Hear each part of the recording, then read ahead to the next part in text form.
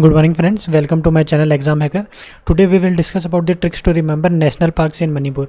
आज अपन इस वीडियो के माध्यम से सीखेंगे कि मणिपुर के अंदर कौन कौन से नेशनल पार्क हैं उनको मेमोराइज़ कैसे किया जाए.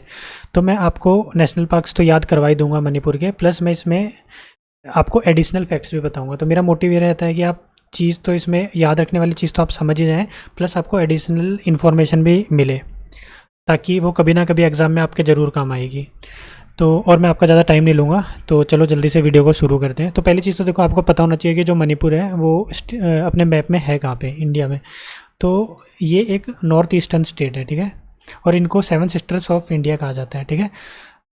और जो मणिपुर है नॉर्थ ईस्टर्न स्टेट है, इसका कैपिटल इम्फाल है, ठीक है. अब यहाँ पे लैंग्वेज कौन सी बोली जाती है. अब देखो मणिपुर का आपने सुना होगा कि अभी कुक्की और मेती के बीच में बहुत डिस्टर्बेंस चल रहा है, ठीक है, कुक्की और मेती. और ये दोनों क्या ट्राइब्स है वहाँ पे. कुक्की है जो क्रिश्चियनिटी को फॉलो करती है, मेती जो है वो हिंदुज़म को फॉलो करती है. तो इनके बीच में रिजर्वेशन को लेके बहुत ही प्रॉब्लम चल रहा था.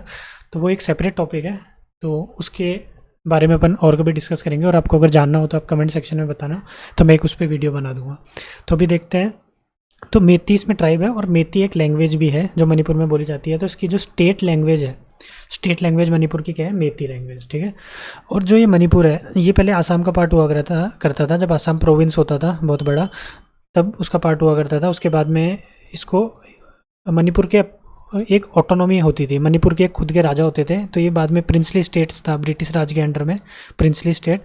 उसके बाद में जब इंडिपेंडेंट इंडिया हुआ तो इसको यूनियन टेरिटरी बना दिया गया था, ठीक है. और उसके बाद में 1972 के अंदर इसको स्टेट का दर्जा दे दिया गया, ठीक है. तो 1972 में मणिपुर स्टेट बना था, ये भी आपको पता होना चाहिए. और इसको ज्वेल ऑफ इंडिया कहा जाता है. क्या कहा जाता है? Jewel of India, JEWEL of India.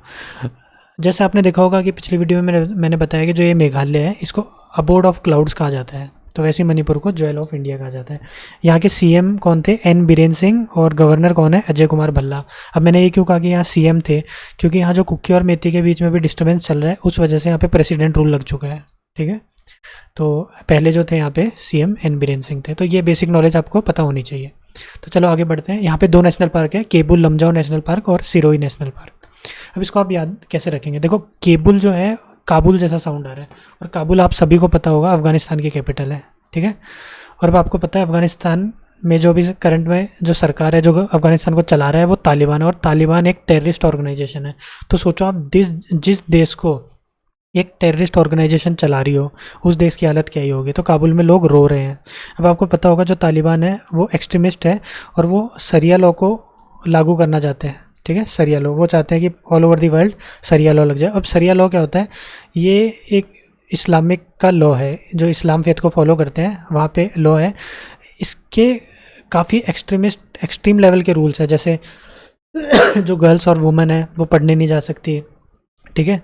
उसके बाद में जो कुरान में लिखा है वो आपको एज इट इज़ फॉलो करना है, ठीक है. उसके अगेंस्ट अगर आप गए तो बहुत ही हार्श पनिशमेंट आपको मिलेगी. उसके बाद में जो वीमेन है वो जॉब नहीं कर सकती, पढ़ाई नहीं कर सकती. तो सोचो आप जिस देश में ऐसी हालत हो तो वहाँ के लोग खुश कैसे हो सकते हैं. तो काबुल में लोग रो रहे हैं. बस आपको काबुल दिमाग में आते हैं, आपको तालिबान याद आएगा और वहाँ के लोग रो रहे हैं क्योंकि बहुत बुरी हालत है वहाँ पे. तो बस आपको याद हो गया, इतना सिंपल सा था ये. और इसमें देखो मेरे को किसी भी रिलीजन के सेंटिमेंट्स हर्ट करने का मेरा मोटिव नहीं है. मेरा बस काम था आपको ये याद कराने का, इसलिए मैंने ये चीज़ें बोली है, ठीक है. तो इसको कोई दिल से ना लगाए, बस मेन चीज़ ये याद रखें जो काबुल में लोग रो रहे हैं क्योंकि वहाँ पे टेररिस्ट उस देश को चला रहे हैं, ठीक है. तो काबुल में लोग रो रहे हैं. अब काबुल से हो गया केबुल लमजाओ नेशनल पार्क, रो से हो गया सिरोही नेशनल पार्क. देखो ये रो आ रहा है इसमें, रो रोही. तो ऑप्शंस में देखते हैं, आप टक से टिक कर देंगे. अब चलो इनके बारे में अपन देख लेते हैं. जो केबुल लमजाओ नेशनल पार्क है ये एक मणिपुर के अंदर बिष्णुपुर डिस्ट्रिक्ट है उसके अंदर लोकेटेड है, और ये वर्ल्ड का ओनली फ्लोटिंग नेशनल पार्क है. अब देखो फ्लोटिंग है तो वहाँ पे लेक या रिवर भी होगी. तो ये किस लेक पे फ्लोट करता है? ये लोकटक लेक पे, LOKTA लोकटक लेक, ठीक है. तो लोकटक लेक के साउथ वेस्टर्न पार्ट में ये फ्लोट करता है. और ये जो लोकटक लेक है ये लार्जेस्ट फ्रेश वाटर लेक है इन नॉर्थ ईस्ट रीजन, ठीक है. उसके बाद में आपको ये पता होना चाहिए कि जो ये फ्लोट हो रहा है तो ये जिस चीज़ पे फ्लोट हो रहा है, मतलब जो लैंड है उसको फुमदीस कहा जाता है. फुमदीस. अब फुमदीस क्या होता है? ये एक सॉइल, वेजिटेशन ऑर्गेनिक मैटर का कॉम्बिनेशन होता है, ठीक है। तो जो सॉलिड पार्ट बनता है उसको फुमदी कहा जाता है। अब आगे देखते हैं, देखो ये देखो फुमदी आ गया यहाँ पे, ठीक है, फ्लोटिंग बायोमास। और यहाँ पे जो फौना है, जो फेमस है यूनिक चीज़ है, वो है संगाई डियर। और ये जो संगाई डियर है ये स्टेट एनिमल भी है उनका, ठीक है। तो स्टेट लैंग्वेज मेती हो गई, स्टेट एनिमल संगाई डियर है मणिपुर का, और ये एक एंडेंजर्ड स्पीसीज़ है, ठीक है। अब ये यहाँ पे हॉक डियर भी है, वाइल्ड बोर भी है, वाटर बर्ड भी है। तो ये चीज़ें हैं। थोड़ा सा अपन संगाई डियर के बारे में देख लेते हैं। देखो ऐसे दिखने में ऐसा होता है, इसको डांसिंग डियर भी कहा जाता है। ये स्टेट एनिमल है, मैंने आपको बता ही दिया। अब देखो किसी भी नेशनल पार्क या किसी भी जगह कोई यूनिक चीज़ होती है तो वो यूनेस्को वर्ल्ड हेरिटेज साइट में इंक्लूड हो जाता है, ठीक है।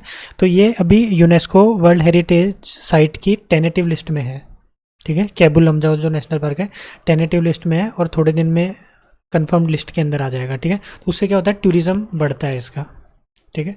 आगे बढ़ते हैं। अब देखिए जो सिरोही नेशनल पार्क है इसको सी रुई भी कहा जाता है, ठीक है। सी रुई, देखो इसमें भी रू वर्ड आ रहा है, रू, रोई, रोई, ठीक है, रोई। तो इससे भी आपको याद रहेगा सिरोही, सिरोही, ठीक है। इसको सिरोही नेशनल पार्क भी कहा जाता है। और सिरोही एक टाइप का फ्लावर है, ठीक है, और ये स्टेट फ्लावर है। देखो तीनों चीज़ें आपको याद हो गई ना। केबुल लमजाओ से आपको डियर याद हो गया, ठीक है। संगाई डियर जो था वो स्टेट एनिमल हो गया, और जो सी रुई है ये फ्लावर है। देखो मैंने फ़ोटो भी लगाई है ताकि आप मेमोराइज़ करने में इजी हो। तो यह स्टेट फ्लावर है। ये उखरुल डिस्ट्रिक्ट में सिचुएटेड है मणिपुर के, और ये जो नेशनल पार्क है 1982 में बना था।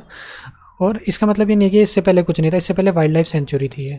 नेशनल पार्क पहले वाइल्ड लाइफ सेंचुरी होती है, उसके बाद में नेशनल पार्क बनता है। तो 1982 में इसको नेशनल पार्क का दर्जा दिया गया। और ये home to rare Shirui lily है, ये जो मैंने लगाया है, और ये स्टेट फ्लावर है, ठीक है फ्रेंड्स।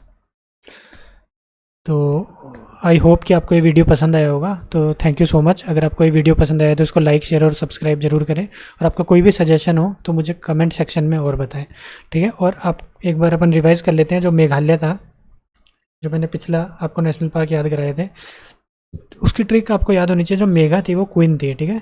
तो मेघा का नौकर बलवान था। तो मेघा से मेघालय, नौकर से नौकरेक नेशनल पार्क, और बलवान से बालफक्रम नेशनल पार्क, ठीक है। Okay, thank you so much.